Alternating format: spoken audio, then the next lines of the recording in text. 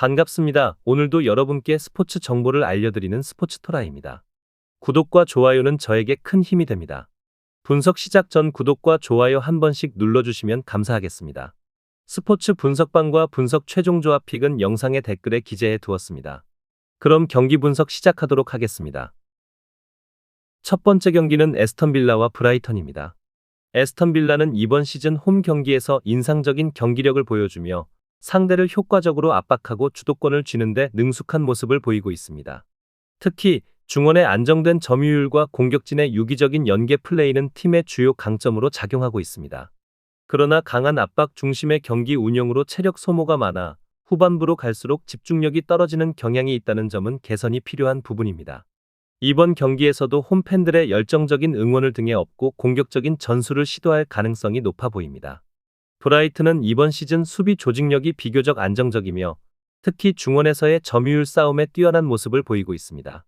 그럼에도 불구하고 결정적인 득점 기회를 살리는 데 다소 아쉬운 점이 있어 승점 확보에 어려움을 겪고 있는 상황입니다. 원정 경기에서도 실점을 최소화하며 경쟁력을 유지하고 있으나 상대적으로 공격 전개에서 속도와 창의성의 부족함을 보이기 때문에 공격적인 팀을 상대할 때는 어려움을 겪는 경우가 많습니다. 결론을 말씀드리자면 두 팀의 최근 맞대결에서는 대체로 팽팽한 경기가 펼쳐졌으며 이번 시즌의 전력과 경기 스타일을 감안했을 때도 비슷한 양상이 예상됩니다. 에스턴 빌라는 홈에서의 이점을 바탕으로 초반부터 주도권을 잡고 공격적인 경기를 펼칠 가능성이 크지만 브라이튼의 견고한 수비와 안정적인 경기 운영이 경기를 어렵게 만들 수 있을 것으로 보입니다. 무승부와 언더를 추천드리는 경기입니다. 두 번째 경기는 입스위치와 첼시입니다. 입스위치는 이번 시즌 공격과 수비 모두에서 어려움을 겪으며 강등권에 위치해 있지만 홈 경기에서는 가끔씩 강팀을 상대로 끈질기게 저항하는 모습을 보여주었습니다. 주로 수비에서 밀집된 형태로 상대의 공격을 차단하고 빠른 역습을 통해 득점을 노리는 전략을 사용하고 있습니다. 그럼에도 불구하고 득점력 부족과 수비 조직력의 문제는 여전히 해결되지 않은 약점으로 남아 있으며 첼시와 같은 강팀을 상대로는 이를 극복하기 어려울 것으로 예상됩니다. 첼시는 이번 시즌 리그에서 최상위 수준의 경기력을 선보이며 강력한 수비와 창의적인 공격 전술을 통해 꾸준히 승점을 확보하고 있습니다. 특히 측면 돌파와 세트피스에서의 뛰어난 능력은 큰 강점으로 상대의 수비를 효과적으로 무너뜨리고 있습니다. 그러나 최근 원정 경기에서 상대의 밀집 수비를 공략하는 데 어려움을 겪었던 바 이번 경기에서도 입스위치의 견고한 수비에 고전할 가능성은 충분히 존재할 것으로 보입니다. 결론을 말씀드리자면 최근 맞대결과 현재 성적을 종합적으로 살펴보았을 때 첼시는 전반적인 전력에서 입스위치를 압도하고 있으며 경기를 주도하며 우세한 모습을 보일 가능성이 매우 높습니다. 입스위치는 홈팬들의 응원을 바탕으로 예상 밖의 저력을 발휘할 수 있겠지만 첼시의 전력 차이를 극복하기는 어려운 상황으로 보입니다. 첼시의 승리와 언더를 추천드리는 경기입니다. 세 번째 경기는 맨유와 뉴캐슬입니다. 맨유는 이번 시즌 득점력과 수비 안정성에서 기복을 보이며 기대에 미치지 못하는 경기력을 보여주고 있습니다. 특히 강팀과의 경기에서는 중원에서의 지배력이 부족해 상대의 공격을 차단하는 데 어려움을 겪고 있습니다. 다만 홈 경기에서는 때때로 강한 모습을 보여주며 팬들의 기대에 부응하기도 했습니다. 이번 경기에서는 공격진의 창의성을 발휘하고 수비의 집중력을 높이는 것이 중요한 과제가 될 것입니다. 뉴캐슬은 이번 시즌 공수 양면에서 매우 조직적인 경기를 펼치며 상위권 자리를 확고히 다지고 있습니다. 특히 중원에서의 강력한 압박과 빠른 전환 플레이는 뉴캐슬의 강점으로 상대적으로 약한 팀들을 상대로 꾸준히 승점을 쌓아왔습니다. 원정 경기에서도 강력한 수비 조직력을 유지하며 맨유와의 경기에서도 안정적인 경기를 펼칠 가능성이 큽니다. 다만 결정적인 찬스를 득점으로 연결하는 효율성을 높이는 것이 이번 경기에서 중요한 과제가 될 것입니다. 결론을 말씀드리자면 최근 두 팀의 맞대결 기록을 살펴보면 맨유가 역사적으로 우위를 차지해왔습니다.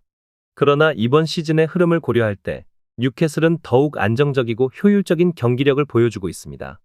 맨유는 홈 경기의 이점을 활용해 뉴캐슬의 수비를 흔들려는 노력을 기울일 것이지만 뉴캐슬의 조직적이고 효율적인 전술을 극복하기는 쉽지 않을 것으로 보입니다. 뉴캐슬의 승리와 오버를 추천드리는 경기입니다. 네 번째 경기는 코모와 레체입니다. 코모는 이번 시즌 중원에서의 강한 압박과 빠른 역습을 주요 전술로 활용하며 홈 경기에서는 비교적 안정적인 경기력을 보여주고 있습니다. 그러나 여전히 득점력 부족이 문제로 작용하고 있으며 결정적인 순간에서 마무리가 부족해 승리를 놓치는 경우가 잦았습니다. 특히 수비 조직력이 다소 미흡해 보이는 점은 약점으로 레체의 빠른 공격에 효과적으로 대응하기 위해 수비 집중력이 더욱 요구됩니다. 레체는 이번 시즌 비교적 공격적인 경향을 보이며 득점 기회를 만들어내는데 능숙한 모습을 보여주고 있습니다. 그러나 수비진의 불안정성이 경기 결과에 부정적인 영향을 끼치는 경우가 많습니다. 특히 원정 경기에서는 수비 집중력이 떨어지는 모습을 자주 드러내고 있어 이번 경기에서도 코모의 공세를 효과적으로 막아내는 것이 주요 과제가 될 것입니다. 그럼에도 불구하고 공격진의 창의적인 플레이와 세트피스 상황에서의 강점을 바탕으로 코모의 수비를 위협할 가능성이 충분히 있습니다. 결론을 말씀드리자면 두 팀의 최근 맞대결은 대체로 비슷한 흐름을 보여왔으나 코모가 홈에서 경기를 치른다는 점과 레체의 원정 경기력 저하를 감안할 때 코모가 약간의 우위를 점할 가능성이 있어 보입니다. 다만 양팀 모두 수비적인 불안 요소를 드러낸 바 있어 치열한 공방 끝에 승패가 갈릴 가능성이 높다고 예상됩니다. 무승부와 언더를 추천드리는 경기입니다. 다섯 번째 경기는 볼로냐와 엘라스 베로나입니다. 볼로냐는 이번 시즌 공수의 균형과 중원의 안정성을 바탕으로 꾸준히 승점을 확보하며 상위권에 자리하고 있습니다. 특히 홈 경기에서는 강한 압박과 높은 점유율로 주도권을 쥐고 상대를 압박하는 경향을 보이고 있습니다. 공격진 역시 결정적인 순간에 득점을 만들어내는 효율적인 모습을 보여주며 팀의 강점으로 작용하고 있습니다. 다만 최근 일부 경기에서는 수비 조직력이 다소 흔들리는 모습을 보이고 있어 엘라스 베로나의 역습에 철저히 대비해야 할 필요가 있습니다. 엘라스 베로나는 이번 시즌 수비적인 불안이 눈에 띄며 하위권에 머물러 있지만 강등권 탈출이라는 절박한 상황 속에서 예상 밖의 경기력을 보여줄 가능성도 있습니다. 특히 역습 상황에서의 날카로움과 세트피스에서의 잠재력은 볼로냐를 상대로 득점을 만들어낼 수 있는 주요 무기로 평가되고 있습니다. 그러나 원정 경기에서 부진한 성적과 경기 후반 집중력 저하 문제는 여전히 해결해야 할 약점으로 작용할 것으로 보입니다. 결론을 말씀드리자면 두 팀의 최근 맞대결에서는 볼로냐가 상대적으로 우위를 보여왔으며 이번 시즌 전력과 흐름을 감안했을 때 볼로냐가 홈에서 유리한 경기를 전개할 가능성이 높아 보입니다.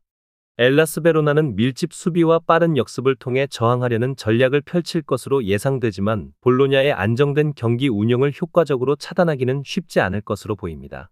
볼로냐의 승리와 언더를 추천드리는 경기입니다. 마지막 경기는 태국과 필리핀입니다. 태국은 이번 대회 A조에서 사전 전승으로 눈에 띄는 경기력을 발휘하며 준결승 진출에 성공했습니다. 1차전에서의 패배에도 불구하고 팀의 전력은 여전히 막강하며 홈 경기에서는 특히 강세를 보이고 있습니다. 빠른 측면 돌파와 공격진의 뛰어난 개인 기량을 바탕으로 상대 수비를 효과적으로 공략하는 데 능숙합니다. 공격의 핵심인 테라삭 당다와 수파난 무안타가 득점을 주도하고 있으며 중원의 안정적인 조율도 팀의 강점으로 작용하고 있습니다. 필리핀은 조별리그에서 1승 3무의 성적으로 준결승에 진출하며 안정된 수비력을 자랑했습니다. 1차전에서는 빠른 역습과 정확한 마무리를 통해 태국을 상대로 승리를 거둔 바 있습니다. 그러나 원정 경기에서는 공격 전개가 다소 소극적인 경향을 보이는 만큼 이번 경기에서도 수비를 강화하며 리드를 지키는 데 집중할 가능성이 높습니다.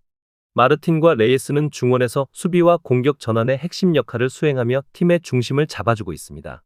결론을 말씀드리자면 역대 맞대결에서는 태국이 필리핀을 상대로 우세를 보인 바 있습니다.